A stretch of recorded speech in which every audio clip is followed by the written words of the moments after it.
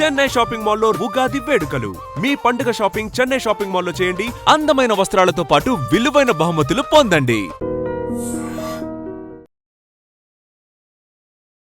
శ్రీమాత్రే నమః. శ్రీ గురుభ్యో నమః.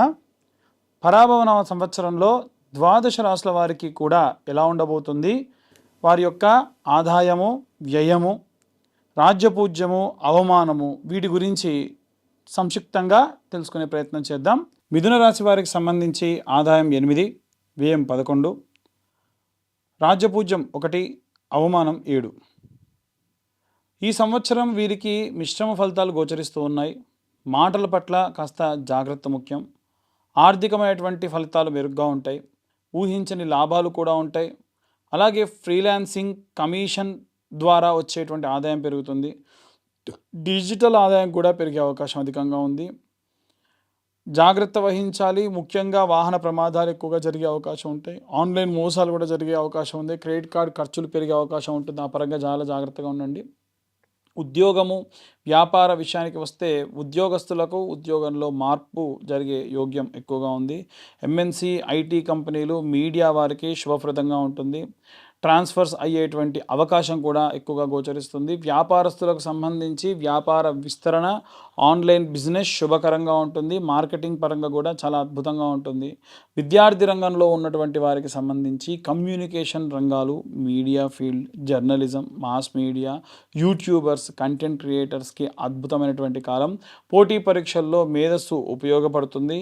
అలాగే గృహిణులకు సంబంధించిన విషయంలో కూడా బంధువులతో అపార్థాలు పెరిగే అవకాశం ఉంది. మాటల వల్ల చిన్న చిన్న గొడవలు, కుటుంబ సర్దుబాట్లు ఖచ్చితంగా అవసరం. చేతి వృత్తులు, లిటిల్ హ్యాండ్ క్రాఫ్ట్స్ చేసేటువంటి వాళ్ళందరికీ కూడా చాలా యోగ్యమైనటువంటి కాలం. వ్యాపార విస్తీర్ణత కూడా పెరుగుతుంది. ట్రేడింగ్ కూడా పెరిగే అవకాశం ఉంది. రాజకీయ నాయకులకు సంబంధించిన విషయానికి వస్తే మాటలతో ప్రజలను ఆకట్టుకుంటారు. సోషల్ మీడియా ప్రభావం వీరి యొక్క మాటలు జనాల పట్ల ఎక్కువగా ఉంటుంది. కళారంగాలు, సినిమా రంగంలో ఉన్నటువంటి వారికి సంబంధించి రచన, యాంకరింగ్, స్క్రిప్ట్ రైటింగ్, డబ్బింగ్ వారికి అద్భుతమైనటువంటి కాలం. ఈ రాశిలో ఉన్న వాళ్ళు మంచి అవకాశాలు కూడా పెరుగుతాయి. వైవాహిక జీవితానికి సంబంధించి ఈ సంవత్సరంలో ద్వితీయార్థంలో ఆఖరిలో వివాహం జరిగే అవకాశం ఉంది. ప్రేమ వివాహానికి సంబంధించి కాస్త గందరగోళం ఎక్కువయ్యే అవకాశం ఉంది. కాస్త డిస్టెన్స్ రిలేషన్షిప్ కూడా ఉండే అవకాశం ఉంది.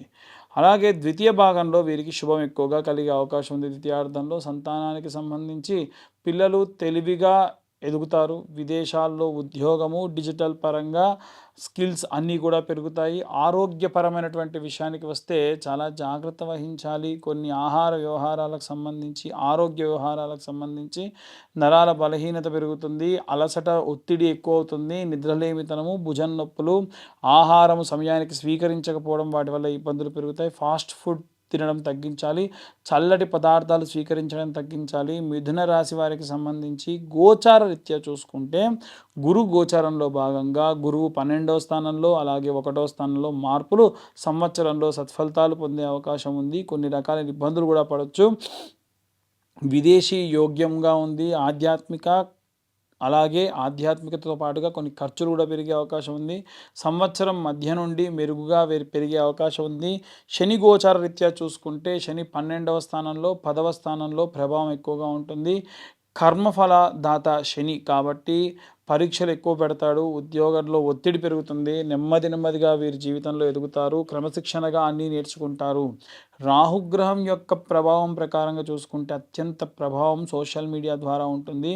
ఆకస్మికంగా మార్పులు, మానసిక చంచలత, నిద్రలేమితనం, జాగ్రత్త వహించాలి. మోసాలు, ఫేస్బుక్ ఫ్రెండ్స్ ద్వారా మోసాలు ఎక్కువగా జరిగే అవకాశం కూడా ఉంటుంది.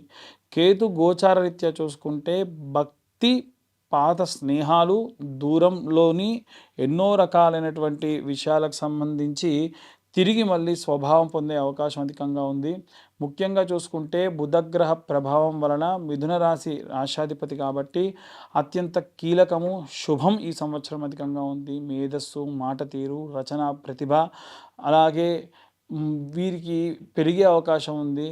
మాటల వల్ల శత్రువుల్ని కొని తెచ్చుకునే అవకాశం కూడా ఉంది. వీలైనంత వరకు కూడా మార్చి నుండి వీరికి జూలై ప్రాంతం వరకు కూడా గోచార రీత్యా చూసుకున్నట్టయితే కాస్త గందరగోళంగా ఉండే అవకాశం ఉంది. జాగ్రత్త వహించండి. తర్వాతకి ఏప్రిల్ నుంచి జూలై ప్రాంతం వరకు, జూలై తర్వాత నుండి అక్టోబర్ ప్రాంతం వరకు చూసుకుంటే ఉద్యోగంలో మార్పులు, అలాగే ధనలాభము, పేరు ప్రతిష్టలు పెరగడము, అలాగే డిసెంబర్ ప్రాంతం వరకు వచ్చేసరికి స్థిరత్వము, వివాహ యోగ్యము ఇలాంటివన్నీ కూడా జరుగుతాయి. మిథున రాశి వారికి సంబంధించి చేసుకోవాల్సినటువంటి శాంతి హోమాలు, దేవతారాధన అంటే మహావిష్ణువుని ఆరాధించడము, కృష్ణుడి యొక్క పూజలు, అలాగే సుదర్శన యాగం చేయడం మంచిది. విష్ణు సహస్రనామం నిత్యం పఠించడం విశేషమైనటువంటి శక్తినిస్తుంది. బుధగ్రహ శాంతి హోమాలు, తులసి పూజ కూడా వీరికి అత్యుత్తమమైనటువంటి ప్రభావం కలుగుతుంది. దానాల విషయానికి వస్తే పచ్చ వస్త్రంలో అంటే ఆకుపచ్చ వస్త్రంలో పెసలు, పుస్తక దానము, శుభవర్ణ విషయానికి వస్తే కనుక ఆకుపచ్చ వర్ణము, అలాగే లైట్ గ్రీన్ వీరికి మంచిది. జాతి పచ్చ ధరించడం మంచిది. అది కూడా మీ యొక్క జాతకంలో బుధగ్రహ సంచారాన్ని బట్టి మంచి జ్యోతిషుని కనుక్కొని ధరించడం మంచిది.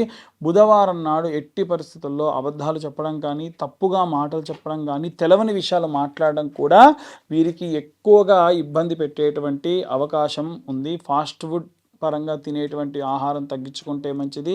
ముఖ్యంగా చూసుకుంటే మేధస్సు విషయంలో పెరుగుతుంది. మాటలు జాగ్రత్త అవసరము. అత్యంత ముఖ్యమైనటువంటి విషయాలు చాలా జాగ్రత్తగా సీక్రెట్ని మెయింటైన్ చేయడం మంచిది. ప్రయాణాలు ఎక్కువ అయ్యే అవకాశం ఉంది. రాహుగ్రహ ప్రభావం అధికంగా ఉండడం వల్ల కమ్యూనికేషన్ రంగం వారికి గొప్ప సంవత్సరమని చెప్పొచ్చు. ఓవరాల్గా చూసుకుంటే ఈ యొక్క మిథున రాశి వారికి సంబంధించి స్వక్షేత్రం నందు గురుగ్రహ సంచారము, తృతీయంలో ఉన్నటువంటి కేతుగ్రహం వలన విశేషమైనటువంటి అకౌంటింగ్ డిపార్ట్మెంట్కి సంబంధించి ఏదైనా సరే ఆదాయ వ్యయాలకు సంబంధించి ఉత్తమమైనటువంటి కాలము. ఏవైనా సరే నిర్ణయాలు తీసుకునేటప్పుడు ఆదాయ వ్యయాలకు సంబంధించి, లోన్ వ్యవహారాలకు సంబంధించి చాలా జాగ్రత్తగా ఆలోచించి నిర్ణయాలు తీసుకోండి. చార్టెడ్ అకౌంటెన్సీ వర్క్ చేసేటువంటి వాళ్ళు, బ్యాంకింగ్ సెక్టార్లో ఉండేటువంటి వాళ్ళందరికీ కూడా అద్భుతమైనటువంటి కాలంగా గోచరిస్తూ ఉంది. ఇవన్నీ కూడా గోచార రీత్యా చెబుతున్నటువంటి విషయములు మాత్రమే. కేవలం ఈ యొక్క ద్వాదశ రాశుల వారికి సంబంధించి తిథి, వార, నక్షత్ర, యోగ కరణాలు గోచారరీత్యా చెబుతున్నాం. డీటెయిల్డ్గా జాతకం కావాలనుకున్న వాళ్ళు మీ పేరు, మీ date of birth, time, place ఉంటే మాత్రమే డీటెయిల్డ్గా జాతకం 60-70 పేజీల్లో మీ దాకా అందించడం జరుగుతుంది. ఆసక్తి కలవారు కింద ఉన్న నెంబర్కు కాంటాక్ట్ చేయండి. వాట్సాప్ మాత్రమే చేసే ప్రయత్నం చేయండి. ఉగాది అంటే యుగమునకు ఆది. పూర్వము సోమకుడు అనేటువంటి రాక్షసుడు వేదాలన్నింటినీ తస్కరించి సముద్ర గర్భానికి వెళ్తే మత్స్యావతార రూపంలో స్వామివారు ఆ యొక్క సోమకుడిని సంహరించి ఆ వేదాలన్నింటినీ కూడా తీసుకెళ్ళి బ్రహ్మదేవుడికి అప్పగించి ఈ యొక్క సృష్టిని సృజించినటువంటి రోజే ఈరోజు. కాబట్టే యుగమునకు ఆది ఉగాది అంటారు. అంటే మనందరం కూడా పుట్టింది, మన మూలాలు పుట్టింది ఈరోజే. కాబట్టి మనందరి పుట్టినరోజు ఈరోజు. ఈ రోజున మనము తలకు నూనె పెట్టుకోవడము, నలుగు పెట్టుకోవడము, అభ్యంగన స్నానం చేయడము, కొత్త వస్త్రాలు ధరించడము, ఆ వస్త్రాలకు కాస్తంత పసుపు పెట్టుకొని దేవతల దగ్గర షడ్రుచులతో కూడినటువంటి పచ్చడిని నైవేద్యంగా పెట్టి మన సంకల్పాన్ని చెప్పి, మన రిజల్యూషన్ అంటారు కదా, అందరూ న్యూ ఇయర్ రిజల్యూషన్ ఏంటి, ఏం తీసుకుంటున్నారు, అసలు న్యూ ఇయర్ కానే కాదు. ఎందుకు అంటే అక్కడ ఏమీ మారదు. మనకు ఉగాది రోజునే అన్నీ మారుతాయి. ప్రకృతి మారుతుంది, ప్రకృతిలో వాసనలు మారుతాయి, ప్రకృతిలో పక్షుల యొక్క కిలకిల రావాలు మారుతాయి, వాతావరణంలో మార్పులు ఉంటాయి. కాబట్టి ఉగాది మన యొక్క అసలైనటువంటి న్యూ ఇయర్. కాబట్టి ఆ రోజున అందరూ కూడా నూతన సంవత్సర శుభాకాంక్షలు చెప్పుకోండి. ఇదంతా అయిన తర్వాతకి రాజదర్శనం చేయాలి. రాజు అంటే దేవుడే రాజు యొక్క రూపంలో ఉంటాడు అంటారు. ఇప్పుడు మనకు రాజులు దేవత రూపంలో లేరు కాబట్టి విశేషంగా శివకేశవుల యొక్క దర్శనం అంటే దేవాలయానికి వెళ్ళి శివుడిని, విష్ణువుని దర్శించుకోవడం మంచిది.